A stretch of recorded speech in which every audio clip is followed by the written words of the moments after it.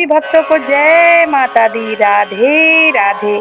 माता की तीसरे नवरात्रि की जो पूजा है वह देवी चंद्र घंटा को समर्पित है।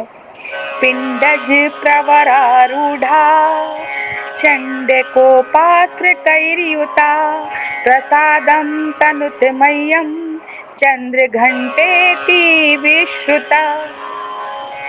माता चंद्र घंटा सोने जैसी आभा वाली हैं। वे शेर की सवारी करती हैं। उनकी 10 भुजाएं हैं जिनमें अनेक प्रकार के अस्त्र शस्त्र जैसे त्रिशूल, चक्र, गदा आदि शोभित हैं। ये अपने भक्तों को अभय प्रदान करने वाली हैं। बात उन दिनों की है जब चारों तरफ महिषासुर का आतंक छा गया और देवता दुखी होके, व्यथित होके, भयभीत होके त्रिदेव श्री ब्रह्मा विष्णु महेश की शरण में आ गए और प्रार्थना करने लगे कि हे देवों के रखवाले, हे त्रिदेव, आप हमारी रक्षा करें, आप हमें अभय प्रदान करें। जब यह बात ब्रह्मा विष्णु महेश ने सुनी तो उन्हें बड़ा क्रोध आया और उनके उस क्रोध से एक तेज पुंज प्रकट हुआ और अन्य देवताओं के अंदर से भी एक तेज प्रकट हुआ और वह सब एक ही जगह एकत्रित हो गया और देखते ही देखते वह तेज एक देवी के रूप में प्रकट हो गया। इन देवी की सबने स्तुति की और सबने प्रसन्न होकर इनको उपहार प्रदान किए। जैसे कि शंकर भगवान ने अपनी शक्ति के स्वरूप में माता को त्रिशूल प्रदान कर दिया और विष्णु भगवान ने अपनी शक्ति के स्वरूप में माता को चक्र प्रदान किया और इसी प्रकार अन्य देवताओं ने भी अस्त्र शस्त्र आदि देकर माता को बहुत सारी शक्तियां प्रदान कर दी।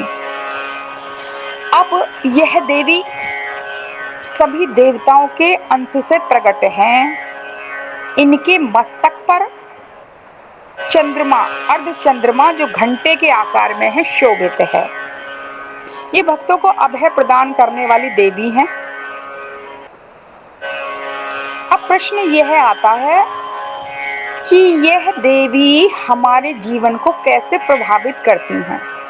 तो देखिए, माता की चंद्र घंटा की जो सबसे बड़ी विशेषता है वह क्या है कि एक तरफ तो माता अभय प्रदान करती हैं और ऐसा महसूस होता है कि अस्त्र शस्त्र लेकर युद्ध के लिए तत्पर हैं, लेकिन इनकी आराधना से असीम शांति की प्राप्ति होती है। यह सौम्यता प्रदान करने वाली देवी हैं, ये विनम्रता प्रदान करने वाली देवी हैं। तो ये दोनों विपरीत गुण हैं और ये दोनों विपरीत गुण कैसे हमारे जीवन को प्रभावित करते हैं। देखो, अगर मनुष्य को कुछ भी प्राप्त हो जाए तो उसके अंदर अहंकार आ जाता है और जब अहंकार आ जाए तो क्या होता है, वह दूसरों का अपमान करने लगता है। जब दूसरों का अनादर करेगा, दूसरों का अपमान करेगा तो निश्चित ही उसके शत्रु बढ़ जाएंगे। तो माता रानी की आराधना से ये जो माता का घंटा है, ये कौन ऐसी चंड ध्वनि है जिससे राक्षस घबराते हैं, जिससे दैत्य घबराते हैं। ये प्रचंड ध्वनि है, प्रचंड ध्वनि, बहुत तीव्र ध्वनि, और माता इस ध्वनि से राक्षसों को, दैत्यों को भयभीत कर देती हैं। तो ऐसा नहीं है कि उस वक्त महिषासुर का अंत हो गया तो अब कोई राक्षस ही नहीं रहा। देखो, ये राक्षस, ये देवता, मैंने आपको बताया था जो पूर्व की वीडियो रही, कल की, परसों की, माता ब्रह्मचारिणी की, माता शैलपुत्री जी की जो वर्णन किया, उसमें मैंने बताया कि समस्त शक्तियां, समस्त ब्रह्मांड हमारे ही अंदर विद्यमान हैं। तो ये राक्षस कहीं गए नहीं हैं। आज भी बुराई के रूप में काम, क्रोध, मद, मोह, लोभ, यह राक्षस विद्यमान हैं और माता चंद्र घंटिका की उपासना से इन सब बुराइयों का सहज में ही नाश हो जाता है। मनुष्य के अंदर सद्भावना आ जाती है, मनुष्य के अंदर क्षमा आ जाती है, मनुष्य के अंदर सच्चरित्रता आ जाती है। वह अपने आप में संतुष्ट रहना सीख जाता है, वह खुद प्रसन्न रह के दूसरों को प्रसन्नता प्रदान करना सीख जाता है, क्योंकि ये माता ही सर्व शक्तियों को देने वाली हैं, सर्व शक्तियों को प्रदान करने वाली हैं। और ये जो घंटे का नाद है, यह क्या है? बड़े ध्यान दे के सुने। ये वह अहनद स्वर है जो हमारी आत्मा के अंदर सदैव गूंजता रहता है। कब गूंजता रहता है? जब हम तामसी गुणों से हटके सात्विक गुणों की तरफ बढ़ते हैं, तब हमारे अंदर की ध्वनि जो ओमकार स्वरूप है, जो ओम की ध्वनि है, जिससे सारे शत्रुओं का नाश होता है, वह ध्वनि माता चंद्र घंटा की कृपा से हमारे अंदर प्रकट होती है। आप देखिए, घंटा वैसे भी जो हम आरती में घंटा बजाते हैं, मंदिर का घंटा बजाते हैं, उसकी जो टंकार होती है, उसकी जो गूंज होती है, उससे कहा जाता है सभी आसुरी शक्तियों का नाश होता है, भूत प्रेत की बाधा का नाश होता है। और माता चंद्र घंटा, अच्छा चंद्र भी और घंटा भी, ये कैसे, ये दोनों बातें क्या हमें संकेत कर रही हैं? बोले जब माता का घंटा बजेगा, यानी आसुरी शक्तियों का नाश होगा, तो मन में शीतलता आ जाएगी, और यह शीतलता ही हमें दिव्य गुणों की प्राप्ति करा देगी। हम उस परम पद को प्राप्त कर जाएंगे जिसके लिए हम धरा पे आए हैं। मनुष्य समझ ही नहीं पाता कि यह धरा पे आया क्यों है। जन्म लेता है, फिर सोचता है अब पढ़ लूँ, लिख लूँ, कुछ कमा लूँ, फिर विवाह, फिर बच्चे, फिर बच्चों के बच्चे, इस प्रकार पूरा जीवन इन्हीं आशा निराशा और कार्यों में व्यतीत हो जाता है। उसके बाद मनुष्य को क्या होता है? फिर दूसरा जन्म, अनेक योनियों से गुजरना पड़ता है, और वह तब तक मुक्त नहीं हो सकता जब तक वह इस अहनद नाद को ना सुन ले, इस आत्मध्वनि को ना सुन ले। कौन सी आत्मध्वनि? वह आवाज जो माता चंद्र घंटा से उत्पन्न हो रही है, वह शीतलता, वह सौम्यता, वह विनम्रता, वह संतुष्टि, वह सब केवल माता चंद्र घंटा की कृपा से ही प्राप्त हो सकती है। तो चंद्र घंटा माता को खूब मनाएं। इस नवरात्रि में बड़ी कृपा हो रही है कि दो तृतीया दिवस दो रूपों में आ रहा है, 2 दिन आ रहा है, तो एक एक नहीं 2 दिन मिल रहे हैं। तो हम माता की आराधना करें, अपने अंदर की शक्ति को जागृत करने का सर्वश्रेष्ठ समय है यह नवरात्रि।